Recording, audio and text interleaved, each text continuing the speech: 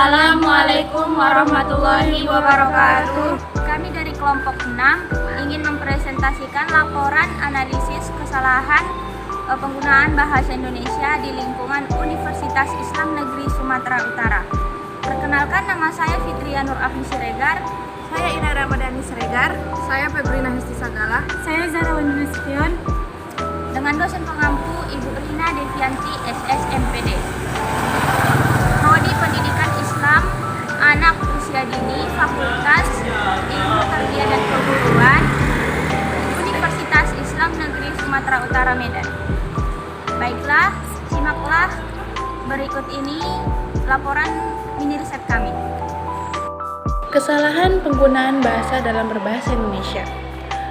Kesalahan berbahasa adalah pemakaian bentuk-bentuk tuturan berbagai unit kebahasaan yang meliputi kata, kalimat, paragraf yang menyimpang dari sistem kaidah bahasa Indonesia yang baku, serta pemakaian ejaan dan tanda baca yang menyimpang dari sistem ejaan dan tanda baca yang ditetapkan sebagaimana dinyatakan dalam buku ejaan bahasa Indonesia yang disempurnakan oleh S. Kayat Korder dalam bukunya Introducing Applied Linguistics, menjelaskan bahwa kesalahan berbahasa adalah pelanggaran terhadap kode bahasa.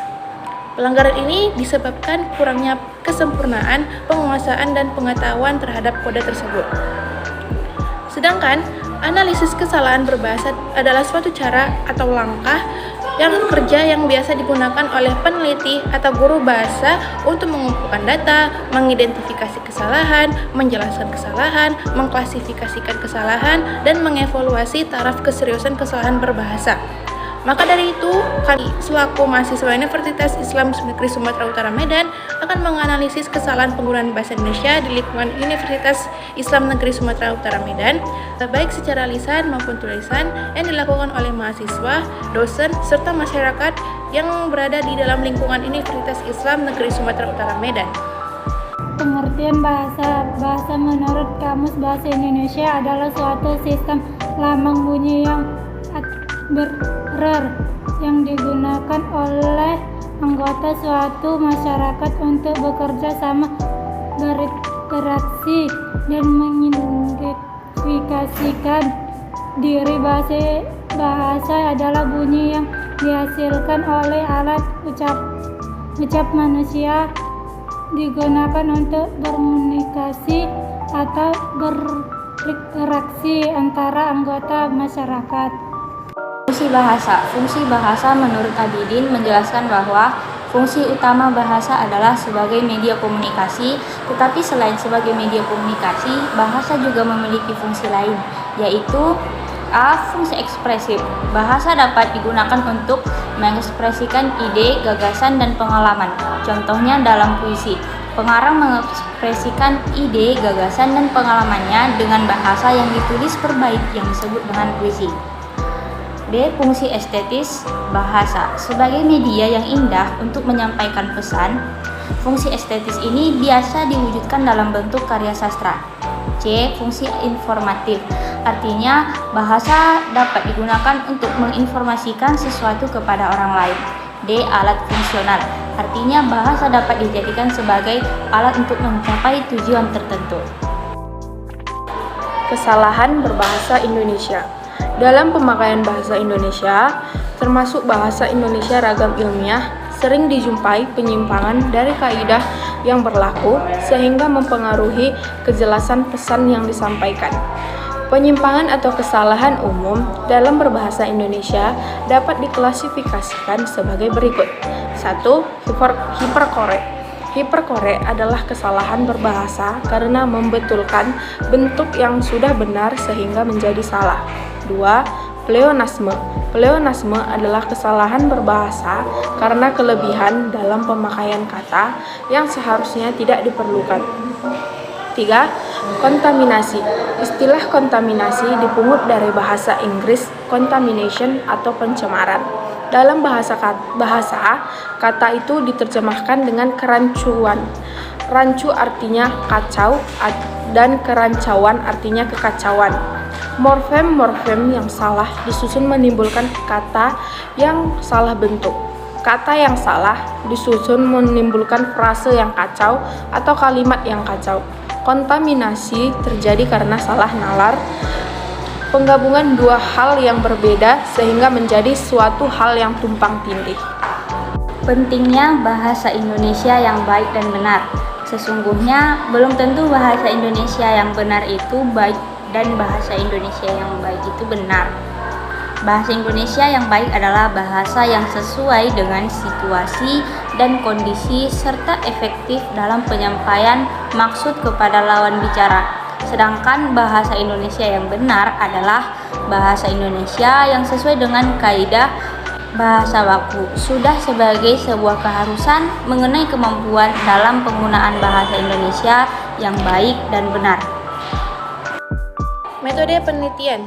Penelitian ini merupakan jenis penelitian kualitatif dengan menggunakan metode penelitian deskriptif karena dalam pelaksanaannya meliputi data, analisis, dan interpretasi tentang arti dan data yang diperoleh dengan tujuan untuk mengetahui bagaimana fenomena yang terjadi seputar penganalisisan kesalahan penggunaan bahasa Indonesia di lingkungan kampus Universitas Islam Negeri Sumatera Utara Medan. Lokasi penelitian. Penelitian ini dilakukan di lingkungan kampus Universitas Negeri Sumatera Utara, Jalan William Iskandar Pasar 5, Medan Estate, Kecamatan Percut Seituan, Kabupaten Deli Serdang. Penelitian ini dilaksanakan pada tanggal 5 Juni 2022.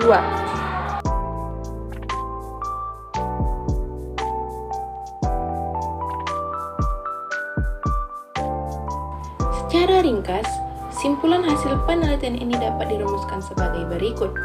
1. Unsur kebahasaan yang sering terjadi kesalahan berbahasa dalam laporan hasil observasi mahasiswa dibedakan menjadi 4, yaitu kesalahan ejaan, diksi, kalimat, dan paragraf. Yang kedua, kesalahan pemakaian bahasa Indonesia yang paling dominan adalah kesalahan di bidang ejaan. Yang ketiga, kesalahan berbahasa dalam laporan hasil observasi mahasiswa disebabkan oleh beberapa faktor, antara lain penguasaan kaidah penggunaan ejaan kurang memadai, ketidaktelitian dalam menulis, kurangnya motivasi menulis, dan kurangnya kosakata mahasiswa. Yang keempat, upaya yang dilakukan untuk mengatasi kesalahan penggunaan bahasa Indonesia dalam menulis laporan antara lain menerapkan 5 fase pendekatan proses dalam pembelajaran menulis, meningkatkan penguasaan kaidah kebahasaan mahasiswa dengan membaca. Untuk meminimalkan kesalahan berbahasa dalam laporan hasil observasi, hal-hal yang dapat dilakukan mahasiswa antara lain sebagai berikut. Pertama, siswa harus memperluas pengetahuan tentang kaidah bahasa Indonesia. Siswa diharapkan lebih memperhatikan saat guru atau dosen sedang menjelaskan materi, aktif bertanya kepada guru atau dosen jika mengalami kesulitan, dan sering berlatih menulis. Yang kedua, guru atau dosen hendaknya menjelaskan kembali materi yang belum dipahami mahasiswa. Guru senantiasa membenarkan kesalahan berbahasa mahasiswa disertai dengan analisis pembahasannya. Guru harus selalu memperluas kosakata dan memberi contoh terkait dengan pemakaian bahasa Indonesia yang baik dan benar secara lisan maupun tulisan. Ketiga, pihak sekolah hendaknya melengkapi sumber pustaka terkait yang memadai, misalnya buku-buku tentang keterampilan menulis, EID, KBBI, dan lain-lainnya.